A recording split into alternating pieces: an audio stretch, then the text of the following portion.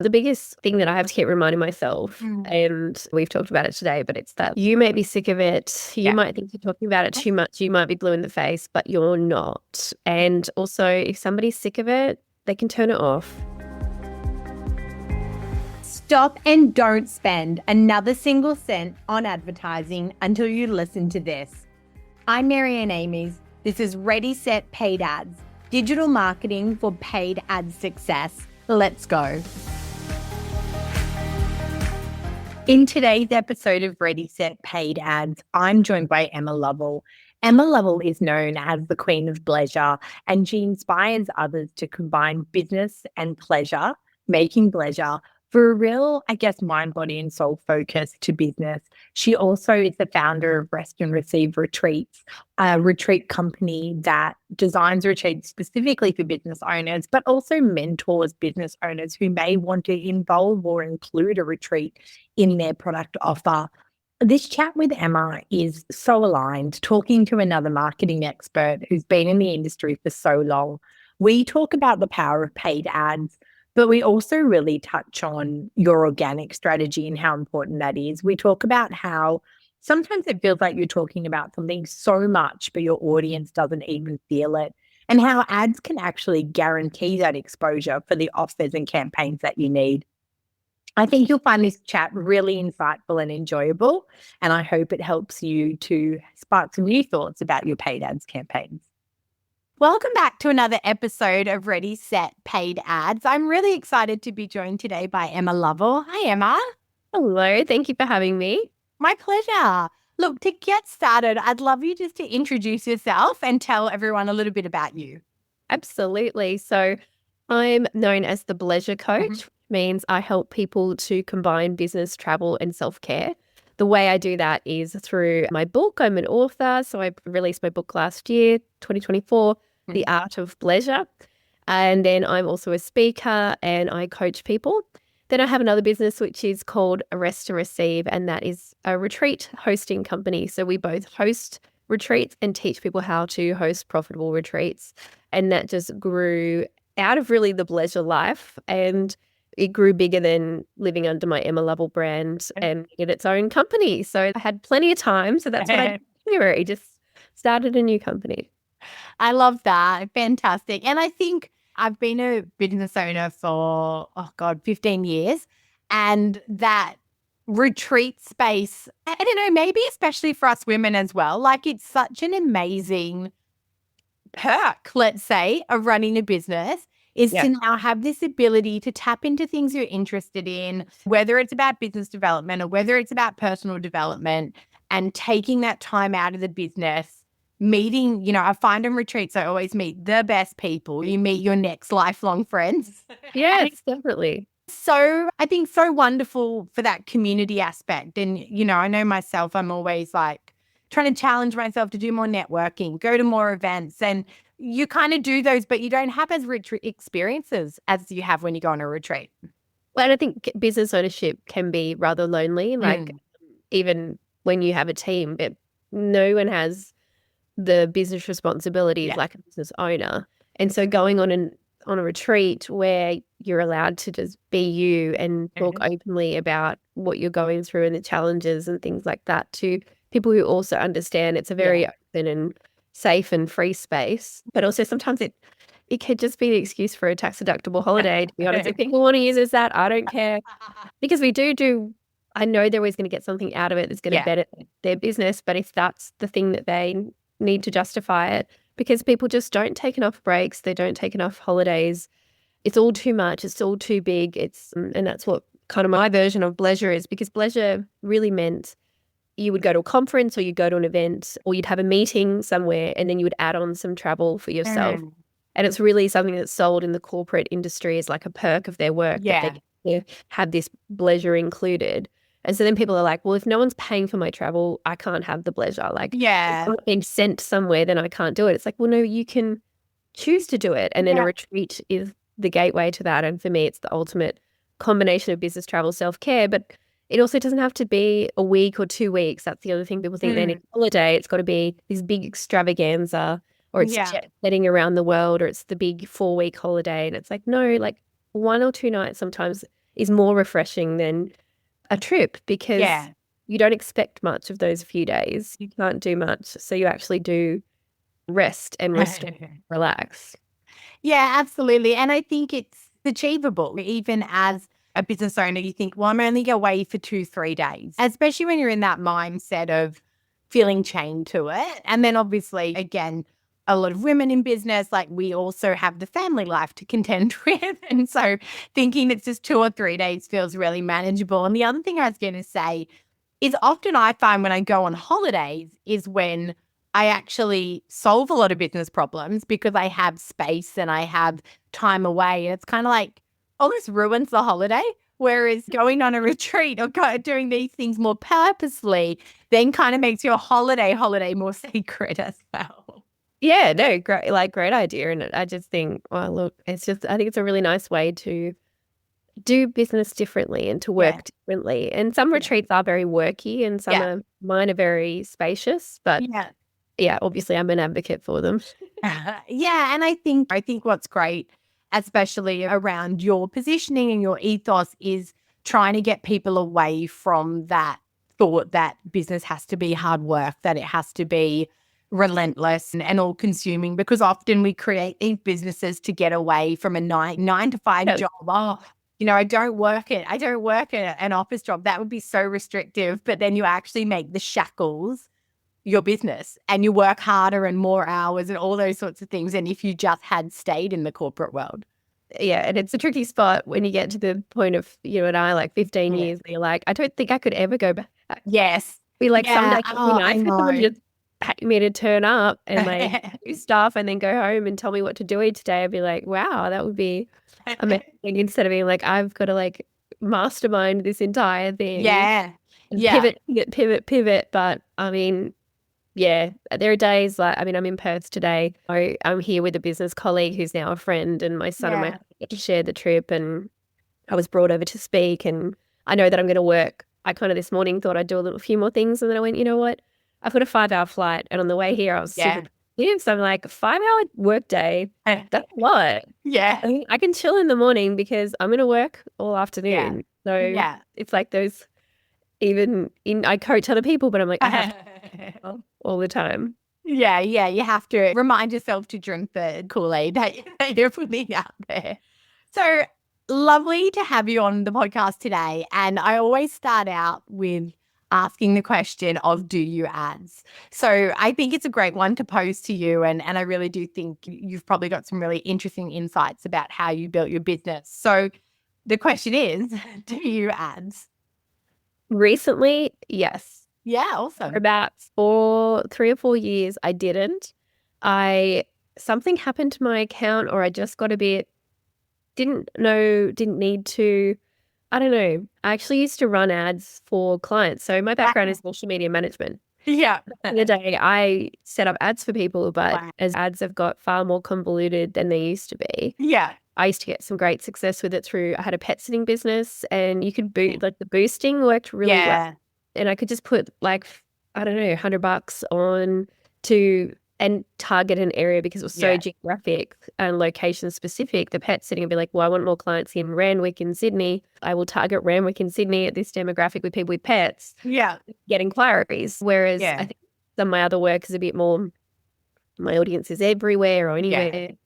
And so we actually did engage a marketing company, one of those lovely boosts around COVID. So yes.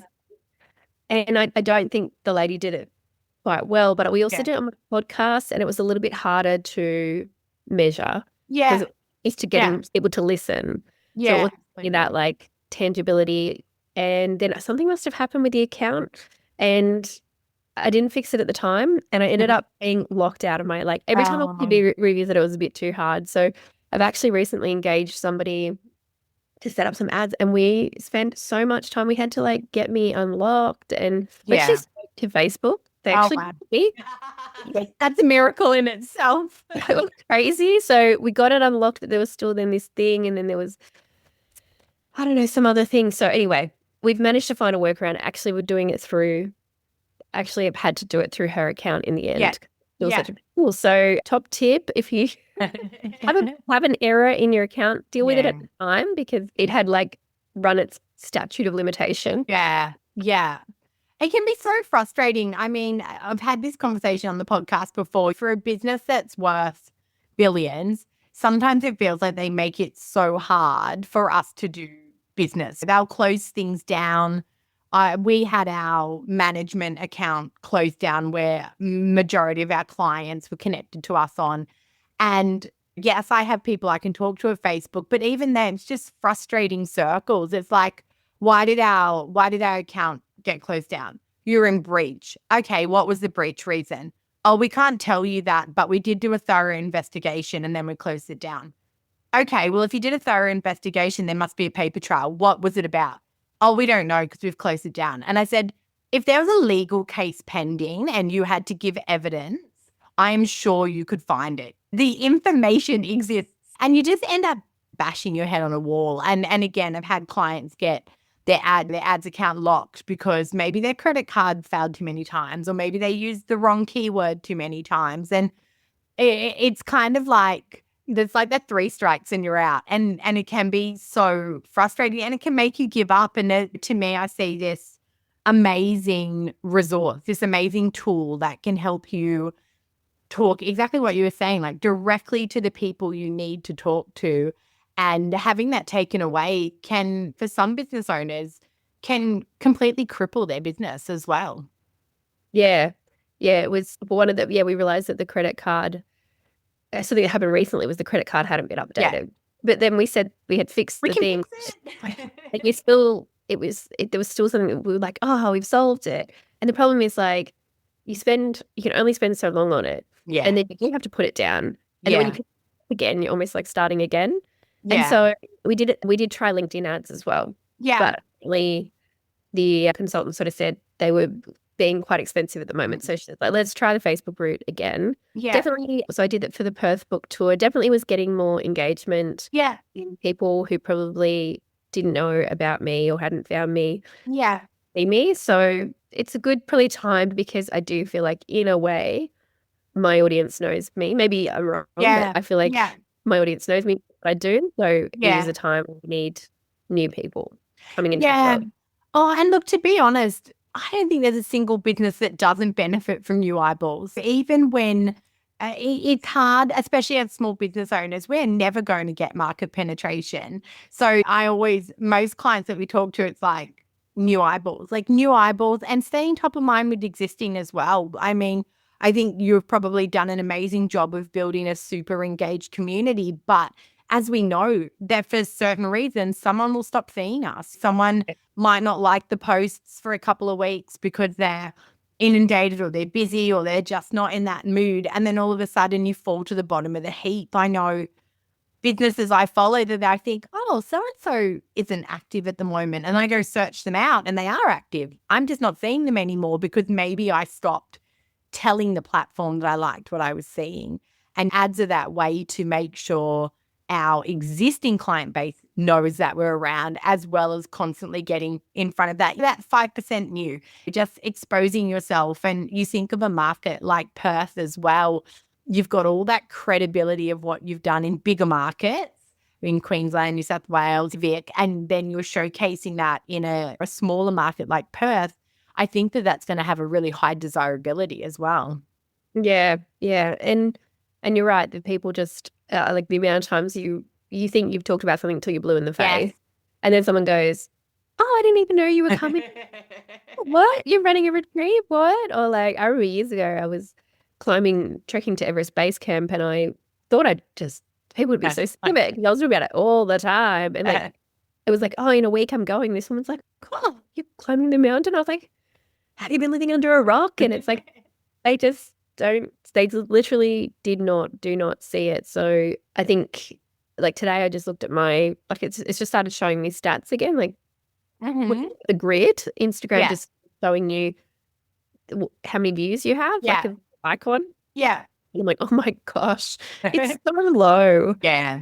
Like 100 people saw this post and you're like, I have 3,000 people. Yeah. Yeah. Why are only 100 people seeing that? 100%. Yeah.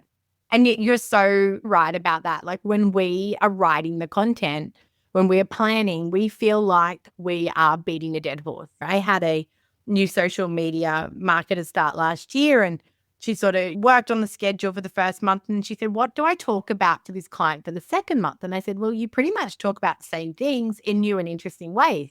And she said, it just feels really repetitious. And if that's because you're creating it, you have to think that the people that are receiving it, they're not going to see all the posts. There's people joining at different times. There's people that, put down social media and don't touch it for a month, or have just recently liked a whole bunch of other stuff that gets to the top of their feed. There are so many reasons why your content doesn't get seen in that volume. It's never going to be consumed in the way that you created it. No. You're the only one that will see that repetition. And we worry about it, and even clients, when I have the conversation about, okay, I think you should post about 5 to 6 times a week, they're like, oh my God, my audience will get sick of me. And I say, you're actually lucky if your audience will see 2 out of those 5 or 6 a week. No, I can guarantee you no one's going to get sick of you. Yeah, and I had to have that conversation with my content creative. He was like, he tried to tell me, sort of my VA offshore, telling me about another client, and they post 2 to 3 times a week. And I was like, A, I'm not that other client. And B, I've been doing this a long time. Yeah. Like, we have a lot of things on. And especially when you do something like the book launch, like when you're launching a book, it is intensive. And it was 7, 8 posts a day. But it's like, that's what we need to do to shift these books. Yeah, and absolutely. Yeah. And it wasn't just like, here's the book, here's the book, here's the book. So many elements to talk about. Yeah. And then also there were events around that, and there were 2 or 3 different events. So they deserve their own space as well. Yeah. And it was like, this is just the volume that when you're doing a launch or a campaign. And I sort of said to him, this is something that's in my business forever. Like when we retreat, and I know that for the last couple, because of how much has been going on in the business, like book launch and then even the company itself, I didn't do the campaign that I suggest. So I would do a 6-week email campaign, 2 to 3 posts a week for the retreat, and then drop it back to maybe 1 or 2. But after that, depending how long away it is. Yeah. One time when the event, I'm launching a retreat in January that's going to happen in November. Yeah. You get that flurry at the start because you've done a little bit of campaign and then it drops off. Yeah. And if you want to sell those other spots, you have to keep talking about it. Yeah. I know, hand on heart, there's times where we've dropped off and fallen off with it because other things have taken the attention, and it's like, no, even when it does sell out, that was my other lesson. I sold one out a few years ago, so I stopped talking about it. Completely stopped talking about it. And then when I was always going to do another retreat. Yeah. Like starting from scratch. Starting again. Oh, you do retreats? What's a retreat? I don't know. I know. And it's so challenging when you have a lot of competing messages and a lot of competing things to talk about. And I think it's knowing that volume at strategic times is what's needed, and kind of like, it's almost like the defibrillator. Like, it's what you need to shock the audience back into seeing you and finding you, and new people finding you, and like saying all the things. And it was funny, I was recording a workshop yesterday about social strategy, and I was talking about content pillars. And, I think, again, people like you and I that have been in the industry for a long time, we see the trends and the shifts and all those things. And I guess emerging people like to kind of throw shade on the traditional things. And I see shade go on content pillars, like, oh, content pillars, such an old idea. You don't need content pillars. It's sort of like, well, if you don't define the topics and the focuses for your social content, you're going to talk about the same thing again and again. I guarantee you. You're going to forget all those other small messages, all those other services, proof points, value adds, testimonials, case studies, all those other areas that make a strategy a strategy. And I think it's the same when you look at exactly what you're talking about. You've got multiple campaigns, multiple focuses. You need a structured plan. You need a structured approach for how you're going to talk about all those things. Yeah. And look, where the ads have come back in is that it's like, for those times where I feel like I'm sick of creating the content and talking about it, knowing that an ad is going out that is very direct and tends to be an overview as well of what's the thing. So it's going to be that announcement post, which is quite informative, or a teaser or whatever it is. that lets people know it's there, and it's Yeah. it's that sort of introduction to you. And so whether they want that thing or not, they're like, oh, well, who's this person and what are they doing? And oh, Yeah. okay, I'll go and have a look. And at least I think for me, it's like it's something working in the background. Yeah.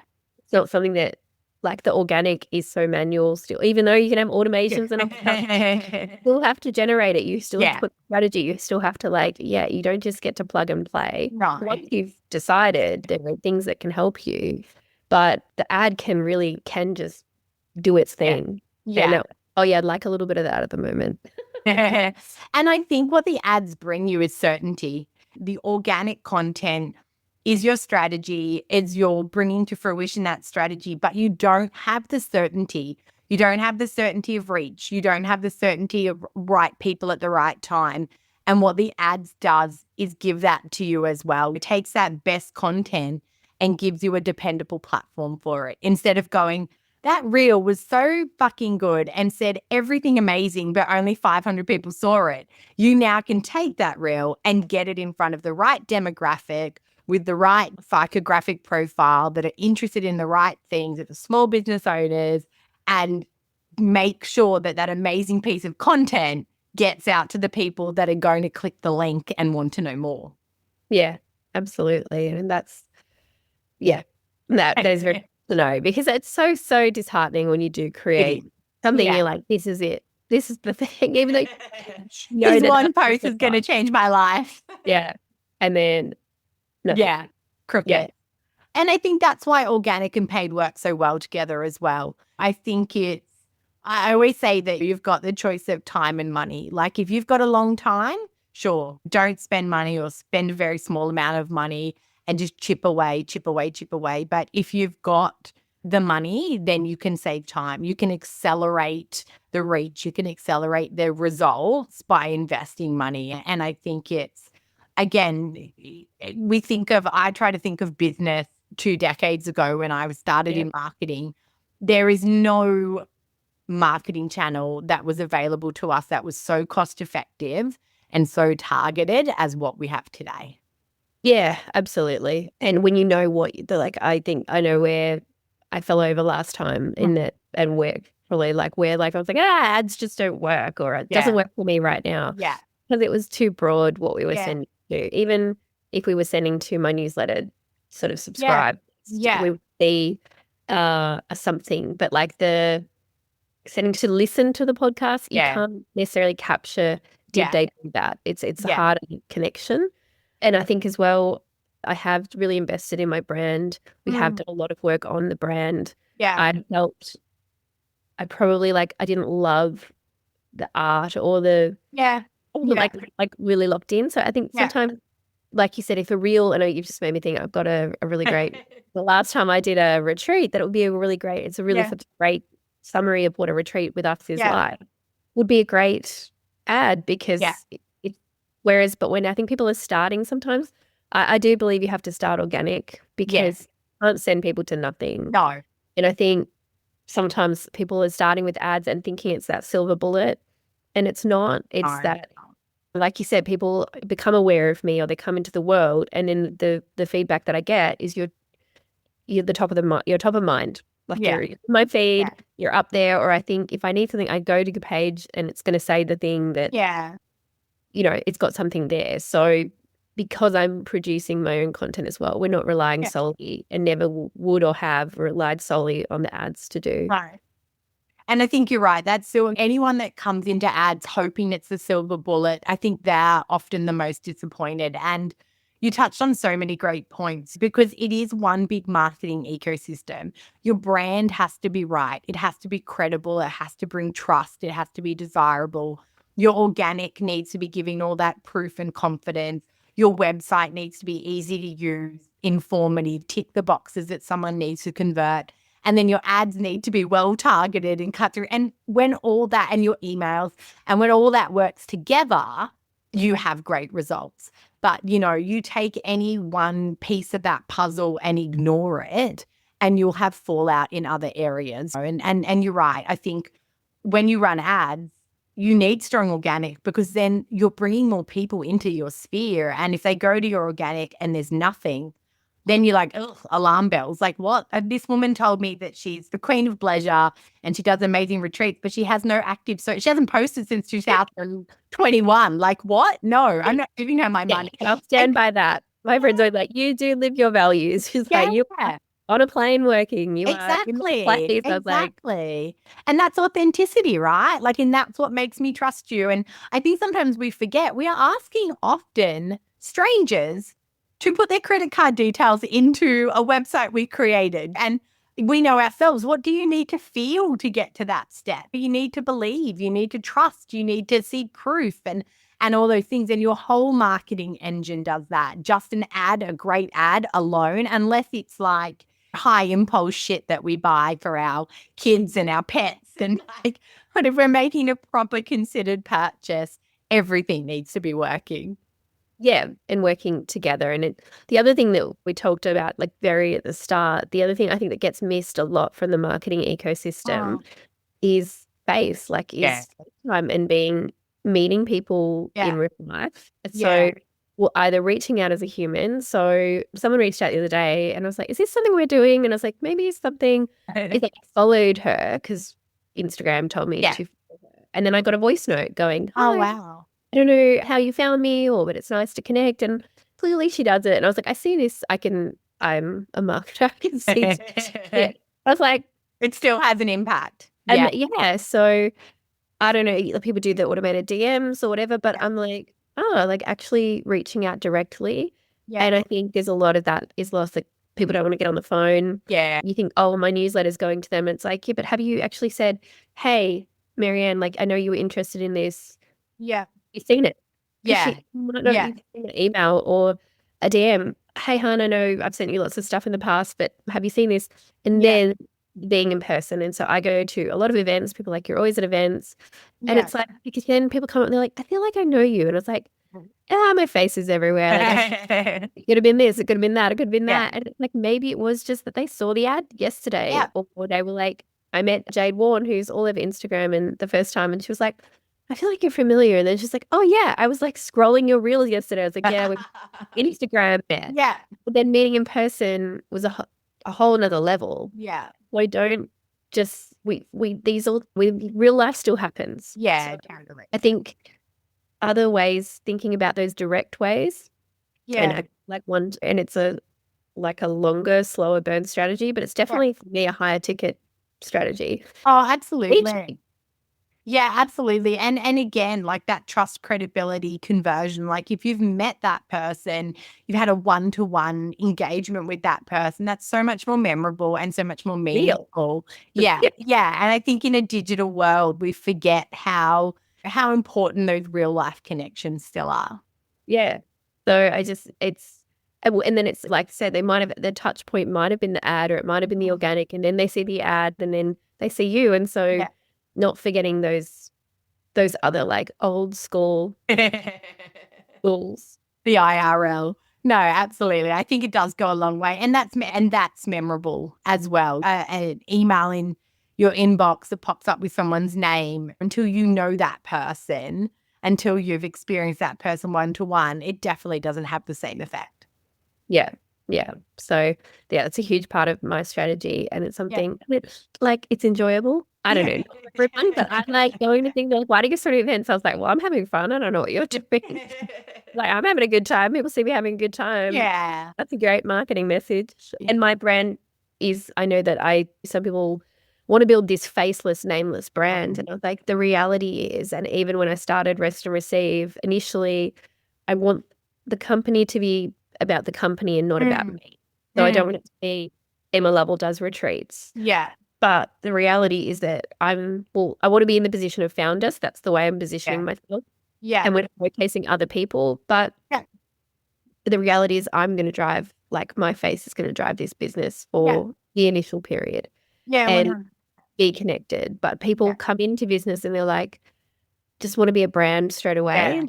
Yeah. Not a personal brand, but a brand. And it's like, I'm sorry, you can't just be Nike tomorrow. You can't just be Apple tomorrow. Like, you can't just be these iconic brands. Those iconic brands started from something, a values base or whatever. Like someone driving that company, and ultimately person. You are a small person, like you are a small business and a person. Yeah. And that's such a 15 years ago. That was, you needed to have a business name and you had to be a business and people didn't want to behind deal with it. Yeah. people. But now we do. We want to know who am I dealing with? And I think the whole landscape has shifted. You think about celebrity, like celebrity 15, 20 years ago, they were mysterious.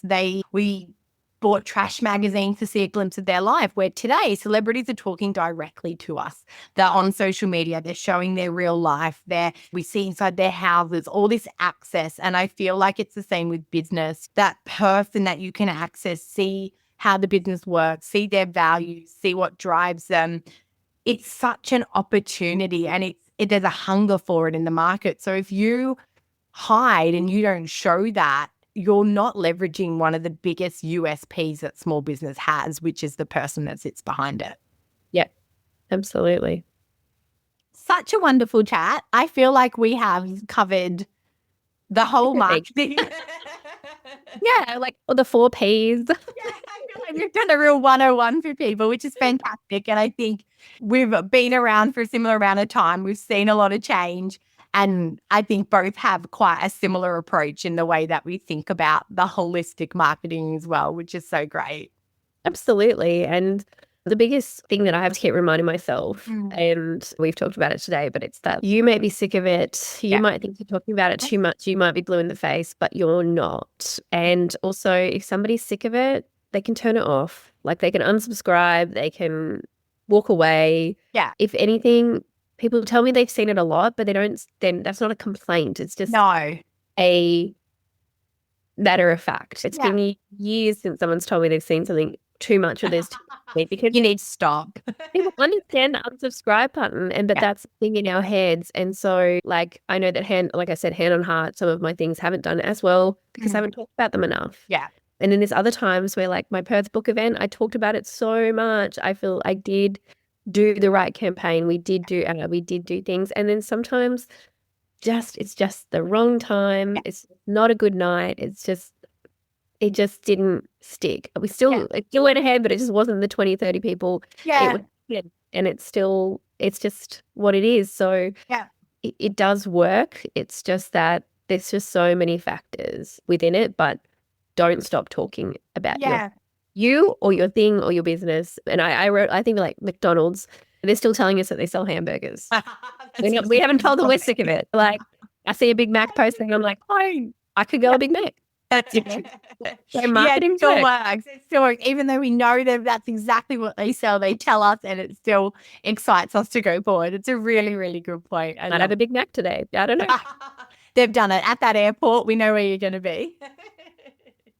Oh, thank you so much, Emma. And obviously, where can people connect and learn more? Where would you like them to go and learn more about you?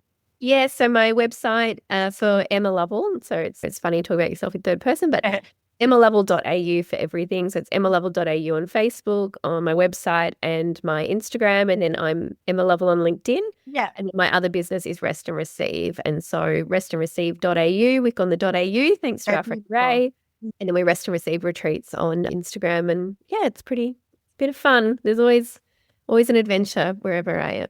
Oh, I love that. Well, thank you so much for your time today. And to everyone else, I hope to talk to you again soon.